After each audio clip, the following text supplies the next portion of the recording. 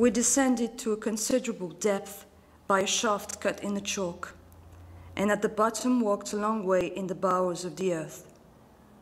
There was accommodation for at least 4,000 men. Water was laid on, and the crowning feature of the whole place was the electric light, which dimly illuminated the caverns. The caves were so lofty in places that they resembled cathedrals.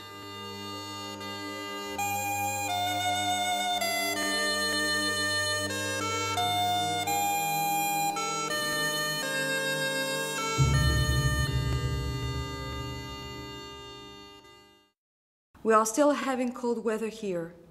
It's snowing when I'm writing this letter, but it's not so bad as it has been. Bertha, old girl, you asked me to take care of myself, and I'm trying to do my best to come safe and sound. God knows best whether I shall do or not.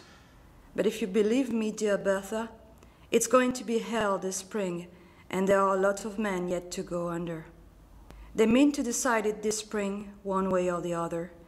So let me ask you, Bertha, to pray for me more than ever, and to keep on smiling, for I may come home sooner than we think.